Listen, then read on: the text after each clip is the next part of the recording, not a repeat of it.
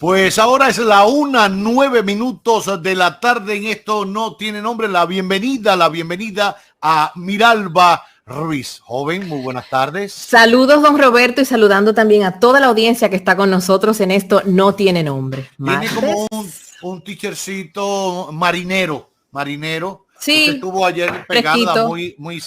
Sí, muy por pegada Samaná. a la mar. Hermosa Samaná. Samaná, hermosa. Hermosa Samaná. Sí. Así es. Claro así que no es comprando apartamentos y cosas. No, para nada. Pudiera invertir, pero ella está en otros niveles. Pues nada. Es verdad que esto no tiene nombre. Le escribí a un amigo tuyo que hay una amiga que está desconsolada, le están quitando el trabajo. Pero nada, vámonos. No, chiste interno. Vámonos a nuestro primer tema y nuestro invitado. Así es. ¿Por qué no se ha iniciado una obra como la construcción de la autopista del Ámbar, que conectaría en 27 minutos a Santiago con la ciudad de Puerto Plata? Se puede llevar a conocer en el ámbito académico el modelo de alianzas público-privadas. ¿Cuáles son los logros y los desafíos que ha alcanzado la dirección, que es, por cierto, muy nueva, prácticamente recién creada, de alianzas público-privadas? Vamos a hablar ampliamente de estos temas y lo hacemos con el titular de esta entidad. Recibimos al jurista Sigmund Freud Mena, que está con nosotros en Esto No Tiene Nombre. Muy buenas tardes. Saludos, Miralba, Roberto. Contento de estar con ustedes aquí de nueva vez. Un placer saludarlo. No me digas, Sigmund, que tú cambiaste el escenario. ¿Es donde mismo tú estabas? El mismo lugar. Para que vean,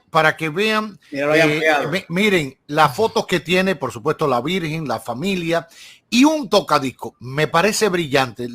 Se lo vi cuando estábamos antes de salir al aire, que un joven como Sigmund escuche música de nuevo en long play, en vinil, cosa que se ha puesto un poquito de moda, pero qué bien. Y me decías, ¿quién tienes allá atrás? Ahí tengo a Frank Sinatra.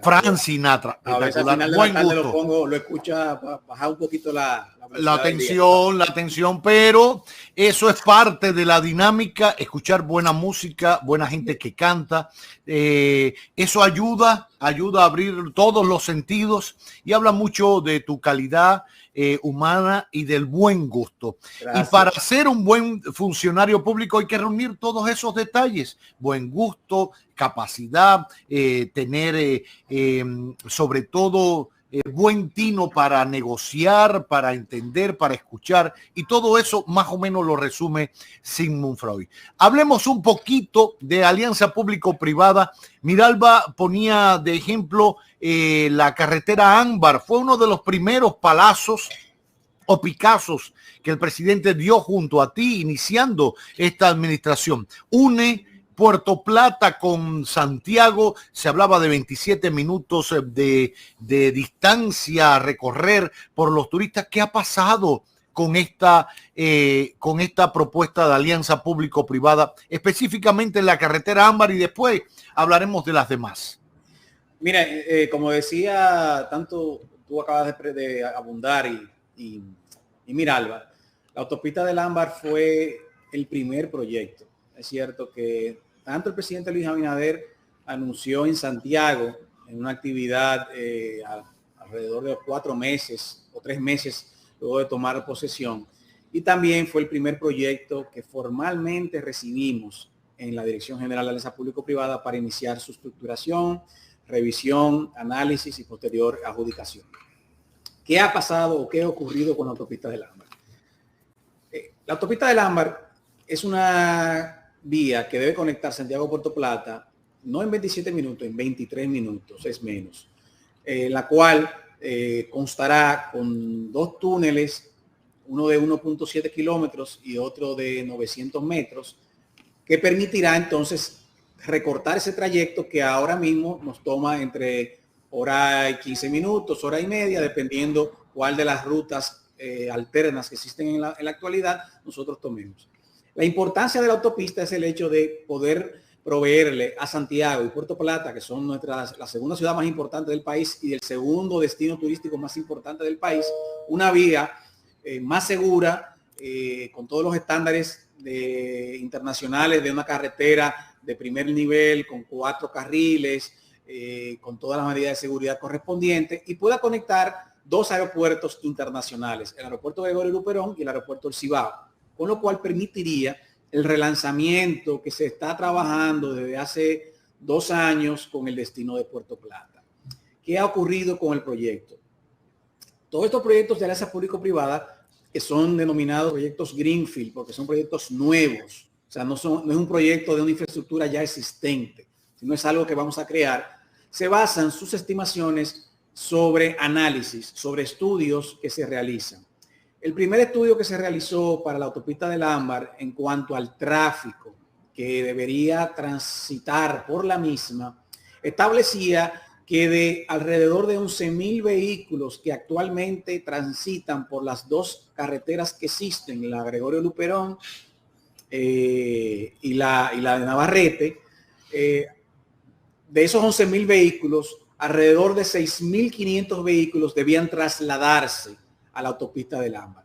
Con ese cálculo de 6.500 vehículos diarios, permitía que el proyecto fuera viable financieramente o fuera autosostenible, en el sentido de que fuera el propio peaje, los propios usuarios de la carretera que pagaran la misma, y no el Estado dominicano tuviera que entonces hacer aportes económicos para la construcción, la operación, el financiamiento y el mantenimiento de la autopista.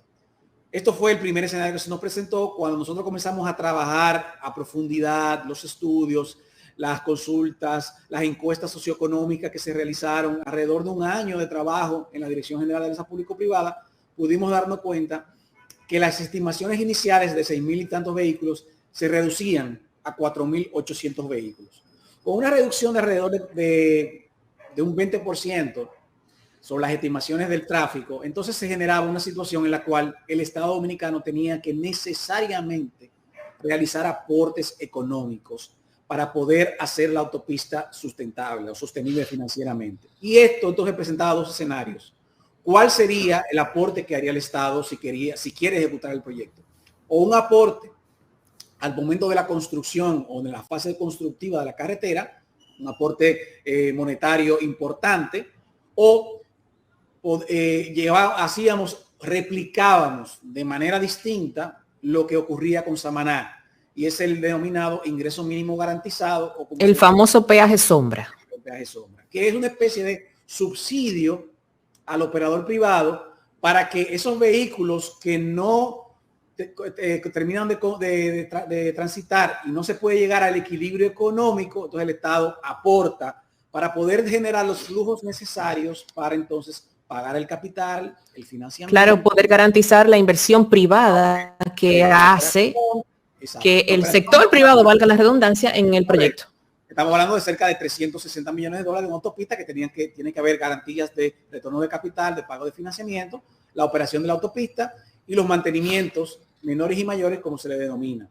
Entonces, lo que hemos estado en los últimos, podríamos decir, alrededor de 4 o 5 meses, buscando todas las alternativas, todos los modelos, cruzándolos, para ver cómo podemos lanzar esa licitación en la cual el Estado dominicano haga el aporte que tenga que hacerlo, porque es una autopista del interés del Estado dominicano, sin embargo, sin tener que llegar al modelo del ingreso mínimo garantizado, porque no queremos repetir un modelo similar, no necesariamente lo mismo, porque no vamos a caer en eso, pero nada similar, porque la sociedad cuestionaría el modelo. Entonces, estamos tratando en estos momentos de identificar las fuentes de recursos, de dónde podríamos lograr esos aportes en la fase constructiva de la carretera, que serían alrededor de 125 millones de dólares que se estará necesitando. Quiero aclarar, Miralba y Roberto, de que la autopista no ha sido ni descartada, ni suspendida su posible ejecución, ni engavetada. Lo que nosotros estamos, como dijo el presidente en su discurso, es haciendo todo lo que tenemos que hacer para que cuando la licitación pueda ser lanzada, tenga todas las garantías del lugar de que el Estado dominicano sabe en qué se estará metiendo, que no tengamos ningún tipo de costos ocultos, que la carretera llegue a un precio asequible al ciudadano y de que también exista para el inversionista privado un modelo que le garantice o le dé seguridad jurídica de que sus inversiones puedan retornar. Es decir, que no haya letras chiquitas. Es correcto. Incluso me han dicho, para que la gente tenga una idea, y me lo va a corroborar hasta donde pueda Sigmund, pero que ha sido tanto el interés por la construcción y explotación, en el buen sentido de la palabra, de esta carretera, que no solo hay propuestas de inversionistas locales o dominicanos que se conocían desde el inicio, que estaban interesados en participar como grupos económicos en la construcción de la carretera junto al Estado Dominicano, sino que inversionistas extranjeros, quizás mexicanos, estarían interesados en participar de esta alianza público-privada con la carretera Ámbar. Sí, es correcto, Roberto. Viste que estoy informado, estoy en la cosa. Muy informado. Mira, en los últimos meses nosotros hemos recibido expresiones de interés puntuales de inversionistas españoles, con empresas constructoras importantes, concesionarias que operan en la modalidad de concesión y de APP en México. De igual manera, fondos de inversión norteamericanos, fondos importantes, y también algunos fondos asiáticos de inversión que hemos recibido en la República Dominicana en visita en los últimos meses. La autopista tiene muchísimo interés por parte del sector privado, lo que al final todo dependerá de qué modelo nosotros lancemos, porque tú sabes que ahí hay elementos a tomar en cuenta. Cuáles son las tasas internas de retorno que se garantiza, que se más o menos estimada, el tiempo de ejecución, el tiempo de concesión que se va a otorgar, los peajes, si habrá incremento proporcional del peaje en base a la inflación o si no, cuáles áreas también adicionales de explotación tendrá la carretera, como por ejemplo posibles estaciones de combustible, paradores, todo lo demás. O sea, cuando nosotros tengamos todo ese esquema terminado, entonces podrán sumarse otros posibles inversionistas interesados. La idea es que esta autopista, cuando nosotros lancemos la licitación, sea un proceso competitivo, concurrido, en el cual haya participantes tanto locales como internacionales, porque lo más importante que hace esto, lo que más enriquece un proyecto de esta naturaleza es recibir diferentes propuestas y ofertas y el expertise y la experiencia de operadores internacionales que pueden traer a la República Dominicana en esta modalidad. Así es. Ahora, a mí me sería de mucho interés que le explicaras un poquito a nuestra audiencia que ha escuchado toda esta explicación de los estudios que tiene que hacer. Eso es dinero que ya está invirtiendo el Estado. Eso cuenta en una negociación con cualquier ente privado, para que sepan, porque no es que Simón se está echando fresco ahí y que eso es con una computadora. No, es personal que hay que subcontratar, que lo subcontrata el gobierno dominicano, que hace esos estudios de suelo, de esos estudios de factibilidad, todo eso para poderse sentar, y eso tiene un costo, eso nos cuesta todo. Bueno, mira, Roberto, te voy a dar una idea, eso que tú mencionas. Nosotros hemos tenido que el costo de que le ha tocado a la dirección, tanto en personal de consultoría externa, estudios, sin contar con el personal soporte aquí, que los recursos humanos, debe andar, solamente la dirección tiene que andar alrededor de $2 millones en ese proyecto. En diferentes facetas. Eso sin contar las inversiones que ha hecho el originador privado. Recuérdense que esa autopista vino como una iniciativa privada. Sí. Y ese originador privado ha tenido que desembolsar alrededor de $5 millones en estudios. O sea que por eso que yo he mencionado en varias ocasiones que no hay proyecto de infraestructura vial en la República Dominicana en la historia que haya sido más estudiado, que haya estado más analizado y más completo que la autopista del Ámbar. Ahora, te pedía explicarle un poquito, ponías de ejemplo, la experiencia con la autopista del Atlántico, la autopista Juan Pablo II, ya en poder del Estado Dominicano, pero que fue una concesión en su momento de un desarrollador y de un inversionista privado. ¿Qué diferencia esa transacción de ese momento, finales del 2003-2004, versus una alianza público-privada ahora? ¿Qué diferencia la transacción? Mira, la diferencia fundamental es que cuando se otorgó la concesión de esa obra, no existía ni siquiera la ley 34006, o sea, la ley de compra y contrataciones que establecía un capítulo sobre las concesiones, sino que fue un procedimiento que ustedes recordarán, inició en el cuatrienio del presidente Hipólito Mejía y luego fue modificado en el gobierno del presidente Leonel Fernández, por lo cual vamos a decir, el contexto normativo era muy opaco, lo cual permitió que se dieran las condiciones para que el Estado Dominicano resultara muy lesionado en esa contratación. Todo inició como una obra de construcción y financiamiento.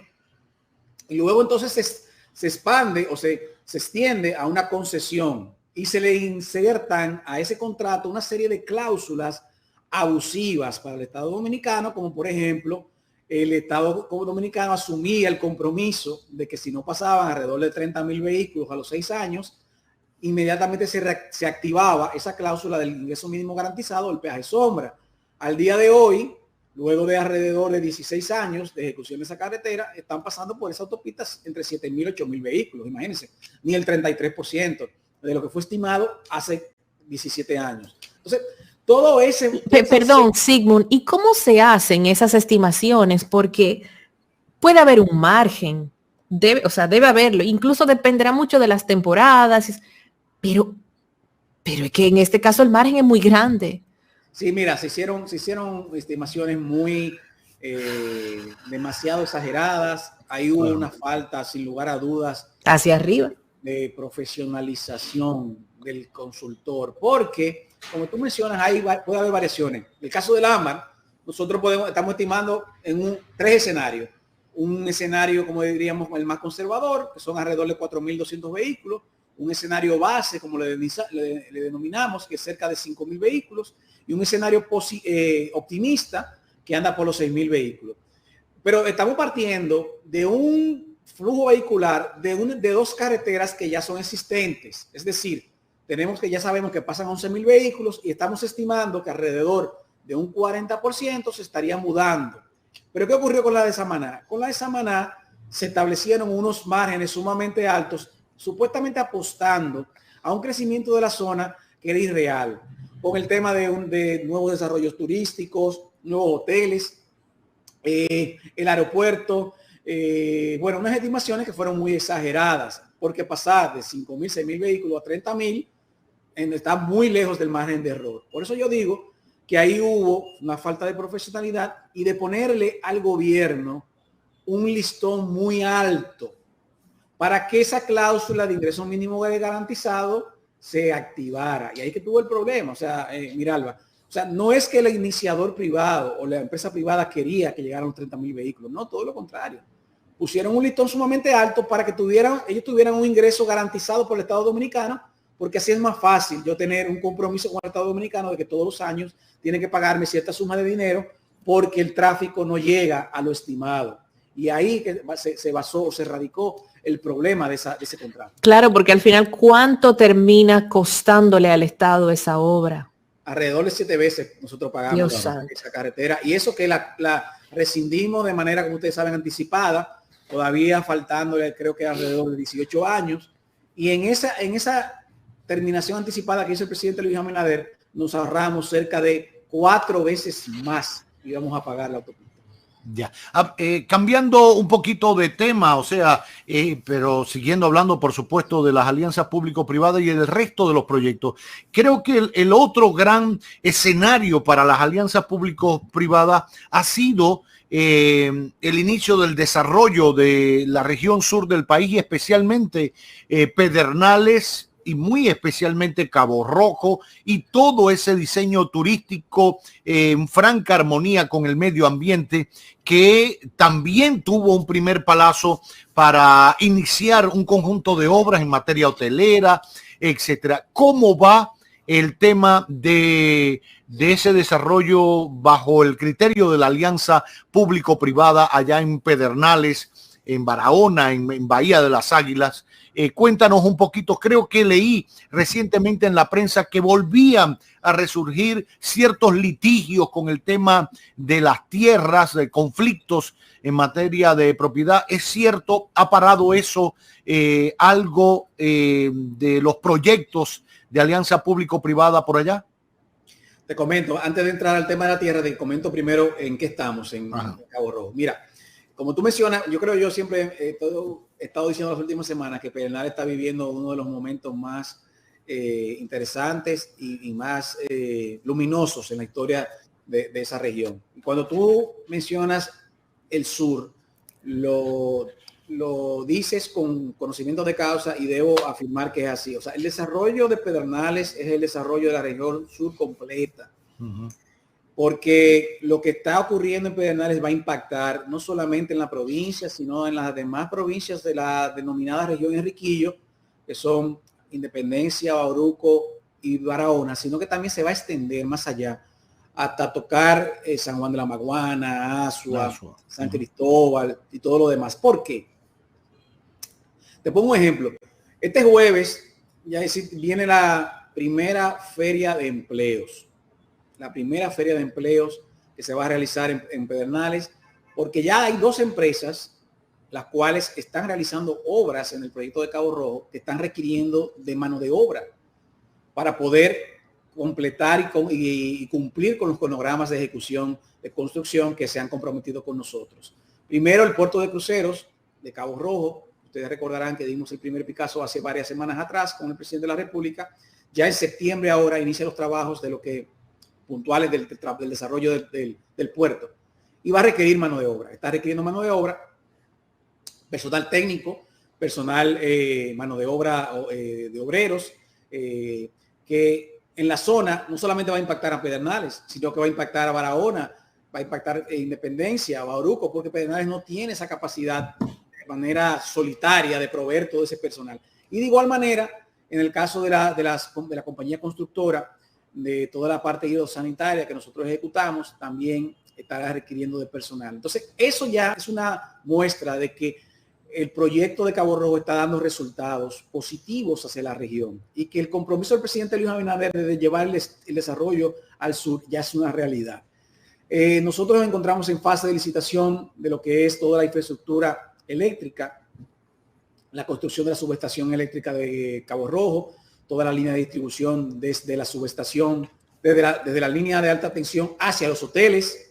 Hemos mencionado que en los próximos días estamos licitando los primeros hoteles de Cabo Rojo. Serán 3 para este año, en total de alrededor de 1.600 habitaciones. Estaremos licitando ya para que en enero pueda formalmente iniciar la construcción de estos hoteles y cumplir con el compromiso del presidente que para mediados del 2024 tengamos ya habitaciones en Cabo Rojo. Esto sin contar con toda la parte de la infraestructura, acueducto, INAPA ya adjudicado el acueducto de Cabo Rojo y la extensión o la ampliación del acueducto de Pedernales a una empresa privada, la cual deberá estar iniciando sus trabajos formales en las próximas semanas. Todo lo que es la mejora de las vías, ustedes saben, eso, dejando por un lado sin mencionar, mencionando la circunvalación de Asua y Baní, que va a impactar a la reducción del tiempo, también se va muy avanzado los trabajos de ampliación de la carretera para un Enriquillo Pedernales y todo lo que son las vías internas del proyecto de Cabo Rojo. Son 21 kilómetros de vías que están siendo construidas a través del Ministerio de Obras Públicas. Iluminación, también tendremos para el año próximo todas esas vías internas iluminadas. Es decir que Cabo Rojo, para el año 2023, para inicio, la dinamización que se estirá en la construcción en toda esa zona va a impactar, como hemos mencionado, en toda la región de Enriquillo de manera sumamente, muy grande, ese impacto que generará alrededor en los próximos meses entre 1.500 a 2.000 empleos en toda esta fase constructiva. Y eso sin contar lo que vendrá posteriormente con el aeropuerto y con los demás hoteles que también estarán iniciando su construcción para el año próximo. Yo quiero apuntar algo ahí que me parece importante en eso, antes de que me expliques un poquito lo de las tierras y lo que pasa. Decirte que yo tengo aquí a mi siniestra esto, que es el plan de desarrollo turístico de Cabo Rojo. Eso lo tengo aquí, así, lo tengo ahí desde que me lo... Y es espectacular. Aquí está todo. ¿Por qué muestro esto? A propósito de la explicación que daba Sigmund, porque nosotros no podemos darnos el lujo como país de seguir desarrollando zonas turísticas sin que haya un plan realmente de desarrollo, un plan maestro, para que no nos pase lo que hoy vivimos en destinos turísticos como Bávaro, Punta Cana, que tuvo un crecimiento desenfrenado y loco porque no había un diseño, un diseño de desarrollo para esa ciudad, hacia dónde iba a crecer, por dónde íbamos a meter las aguas negras, de dónde íbamos a sacar las aguas para consumir, cómo íbamos a proteger el medio ambiente. O sea, una serie conceptual de cómo realmente se podía hacer un plan de desarrollo serio, sostenible, sustentable. Y creo que por primera vez, porque pasó en Bávaro, Punta Cana, bueno, Cap Cana es otra cosa y tiene su propio desarrollo, pero pasó también en Puerto Plata, un poco desordenado. Creo que Valladolid también. Exacto. Sí. Ni hablar de Boca Chica y eso que viene de mucho más tiempo atrás. La terrena, estamos sufriendo. La terrena, que es una lengüita ahí de tierra que va hasta Samaná y lo que le están metiendo. Entonces, creo que por primera vez en muchos años y en muchos gobiernos, se toma en serio un plan de desarrollo de una zona por el librito. Miren el librito, que no es mentira, miren el gordo de ese librito. Es de verdad, es por el librito, ahí está todo, por dónde va el agua, en los estudios de no sé cuánto, y las aves que migran, las aves que bajan, las que suben, todo está ahí, plan maestro Cabo Rojo, ahí está, título 8, fíjense, todo eso está escrito y por ahí se está guiando, porque además es también parte de lo que aportamos como Estado, como a los inversionistas en esta alianza público-privada. ¿Quién se mete en un lugar donde la tierra es roja y no hay una lámpara, no hay una acera, no hay una calle, no hay agua, no hay electricidad? Nadie. No se hace así. Entonces, esto comienza de esta manera para que lleguen los inversionistas, crean en lo que le estamos diciendo. Qué bueno que mencionas eso, Roberto, antes de yo entrar a la tierra, porque mucha gente no comprende y principalmente la oposición política que ha estado en las últimas semanas, ya vieron que Pedernales, ver la forma de cómo le entraban políticamente al proyecto y hablaban, bueno, Pedernales tiene 2 años hablando, Pedernales, y mira lo que está ocurriendo. La gente no comprende, muchas personas, y la oposición política quiere obviar esta situación, esta realidad. Para nosotros poder lograr eso que tú tienes en la mano, fueron alrededor de un año y 4 meses de arduo trabajo con muchos expertos locales e internacionales para poder nosotros llegar a la conclusión de que si era posible realizar un desarrollo turístico en esa zona y que una vez nos convenciéramos de que sí, técnicamente era posible, qué tipo de desarrollo podíamos llevar a la zona. Por ejemplo, si existen los recursos naturales suficientes como el agua, que siempre ha sido un objeto de discusión. El tema de los recursos, los parques. El tema, nosotros hicimos estudios de capacidad de carga turística. Ese es un estudio que ningún proyecto en el país, oílo bien, Roberto, ningún proyecto en el país ha realizado. ¿Qué significa el proyecto de carga turística? Nosotros hasta contabilizamos cuántas personas pueden estar al mismo tiempo en la playa de Bahía de las Águilas. O sea, cuántas pisadas puede haber en un día, en una semana, en un mes. ¿Para qué? Para proteger esa joya de medio ambiente que tenemos ahí. Entonces, todo eso tuvo que extenderse por más de un año en trabajo, en estudio, en análisis, en revisión, en licitaciones de consultorías, en preparar un equipo que trabajara todo eso. Y una vez listo eso, es que podemos entonces iniciar nosotros con todas las licitaciones para la parte de la infraestructura, que es lo que nosotros hemos estado ejecutando. Es decir, que en 2 años que tenemos nosotros como gestión, hemos podido aprobar un master plan con una planificación desde cero de toda la región. Hemos podido trabajar ya infraestructura de servicios, como tú mencionas, en Cabo Rojo no había nada, una tierra roja, como tú mencionas, sin agua, sin luz, a 5 kilómetros de la frontera con Haití. Todo eso teníamos que nosotros tomarlo en cuenta para hacer un plan organizado, planificado, bien planeado. Y todo eso se ha hecho desde cero. O sea que lo que nosotros podemos mostrar en tan solo 2 años, ustedes pueden hacer las consultas en cualquier destino. Señores, Punta Cana ha tomado 20 años para llegar a donde está. Y para poder concebirse fueron más de 7, 8 años de concepción de un master plan. O sea que lo que el gobierno ha hecho es una muestra no solamente de la voluntad política de un presidente, sino también de la unión de muchísimas voluntades de diferentes instituciones del Estado para poder llegar a donde estamos en el día de hoy. Ahora, a tu pregunta, que no quería dejar el tema de la tierra, todo esto provoca situaciones. Pedernales hace 2 años no era objeto de interés por parte del país, por parte de la comunidad internacional, por lo cual no existía ese interés ni siquiera por la tierra, como existe el día de hoy. Ahora, desde el momento en el cual el presidente de la República anunció lo que iba a ocurrir en Pedernales y viendo lo que está pasando en Pedernales, comienzan entonces algunas personas a pretender generar confusión, a pretender pescar en río revuelto y pretender obtener algún tipo de ventajas en esa zona. Lo que salió la semana antepasada sobre la tierra, específicamente se basaba sobre la parcela 40, que no es la parcela en la cual nosotros estamos desarrollando el proyecto.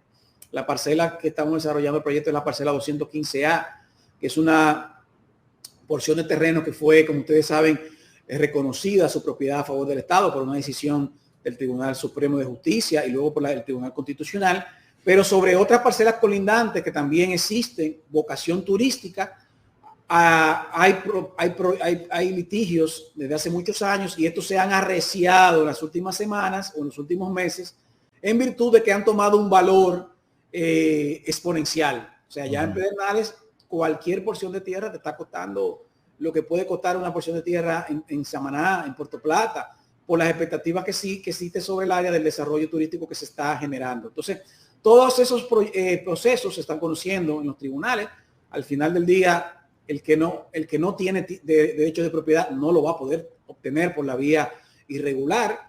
Recuérdense que todo esto se origina sobre asentamientos irregulares, sobre emisión de títulos falsos, sobre procedimientos malsanos durante muchos años, que ha venido tomándose mucho tiempo para poder hacer todos estos procesos de obtención de los certificados de títulos definitivos a nombre del Estado y de los titulares terceros que puedan tener derechos de propiedad sobre los mismos. Qué bien. Por último, ¿qué otros proyectos están en manos de la dirección de alianza público-privada acá en nuestro país? Hemos hablado de la carretera Ámbar, hemos hablado de Pedernales. ¿Qué otros proyectos, qué otra naturaleza de proyectos maneja la dirección que tú diriges? Mira, la semana pasada lanzamos la licitación de Arroyo Barril. Arroyo Barril es un puerto de cruceros que deberá ser construido en el área denominada Arroyo Barril, el puerto Duarte, como se le conoce, cerca del Limón de Samaná.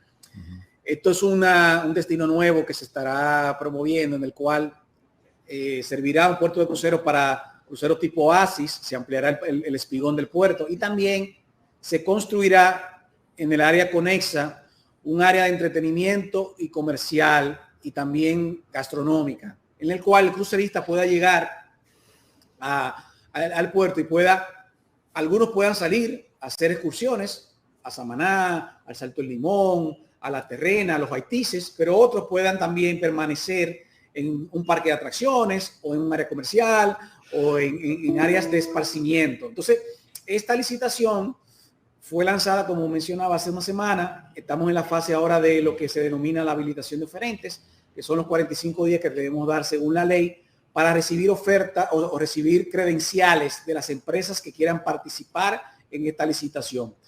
Según el cronograma, tenemos previsto que para enero del año próximo estaríamos adjudicando esa licitación para la construcción de este puerto de cruceros, que lo que va a venir a incentivar el aumento, el incremento de la llegada de turistas a Samaná, pero también es otro puerto adicional en la zona norte que deberá ser el segundo puerto, la segunda, luego de Puerto Plata. La idea es que haya una segunda parada de los cruceros de esa área que vienen se detienen en Puerto Plata, puedan detenerse también entonces en Arroyo Barril. Es un proyecto que tiene un monto de inversión de alrededor de $60 millones. Ya hay varias empresas internacionales interesadas en participar. Ya hemos tenido interacción con algunos de ellos. Esta semana estamos haciendo inclusive un roadshow internacional, tanto en Miami como en México, explicándole el proyecto a los operadores portuarios y también a las líneas de cruceros más importantes que tocan en la República Dominicana. Eso no tiene nada que ver con el desarrollo que se anunció recientemente también en Samaná de un puerto y desarrollo del malecón, puerto de crucero. Este es distinto porque el que tú mencionas es un puerto, en principio no es un puerto, es una especie de afondeadero, en el cual llegarán cruceros y se desmontan a través de los denominados pequeños botes que tienen los cruceros, y se van a desmontar entonces hacia un pequeño puerto que va a construir esa empresa en el área cerca del malecón de Samaná. Este destino de Samaná va a ser para cruceros pequeños. Claro. En el Arroyo Barril serán para cruceros, grandes cruceros que, como decía, son aquellos que se detienen en Puerto Plata, en Taino Bay o en el Carnival, en Amber Cove, y vendrán entonces a Arroyo Barril como una segunda parada en la costa norte. O sea, ese proyecto no compiten uno con otro, sino que se complementan. Exacto. Ese proyecto, Roberto, es el Samaná Bayport. Exacto.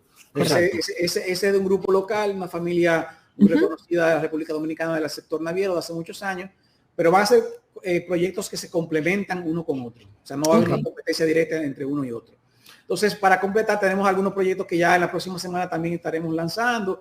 Proyectos de infraestructura, por ejemplo, en la parte de transmisión eléctrica, importante para completar lo que tanto requiere el país para poder llevar línea de alta tensión a toda la República Dominicana y por ahí poder conectar todo lo que es la fibra óptica para la mejora del internet, que es un elemento, ustedes saben que nosotros vivimos la deficiencia que tenemos como país en eso, con la conectividad ahora en los tiempos de la pandemia y como muchos lugares no pudimos llegar a través del internet para esas escuelas. Ese es un proyecto también de mucho interés y también estamos en la fase de estructuración para poder lanzar esa licitación. De igual manera tenemos proyectos fotovoltaicos de generación eléctrica, algunos proyectos de hospitales a través de alianzas público-privadas y otros proyectos de movilidad. 2022, lo que queda de 2022 y el primer trimestre de 2023 serán periodos muy activos para la Dirección General de Alianzas Público-Privadas para el lanzamiento de nuevas licitaciones de proyectos que van a impactar al país, tanto en infraestructura como en servicios públicos. Qué bien. Pues nada, agradecerte y felicitarte una vez más y cruzar los dedos para seguir avanzando en que se concreticen rápido estos proyectos bajo este modelo de alianza público-privada. Dan muchas más garantías a los inversionistas, mayor seguridad jurídica, mayor seguridad a nosotros que ponemos nuestra tierra, ponemos nuestros recursos, todo. O sea, los activos, exacto. Entonces creo que es importante apoyarla. Todo lo que se pueda corregir en la práctica y se pueda someter para seguir perfeccionando la ley, bienvenido sea, y que los legisladores estén conscientes de eso para que no la engaveten, porque hace falta marco jurídico para garantizar esa seguridad jurídica y preservar lo que aportamos cada parte, pero sobre todo de este lado que nos toca el valor y la propiedad del Estado. Enhorabuena, suerte en todo lo que está por delante en la alianza público-privada. Gracias a Sigmund Freud por acompañarnos en este magazine que no tiene nombre. Esto no tiene nombre. Esto no tiene nombre.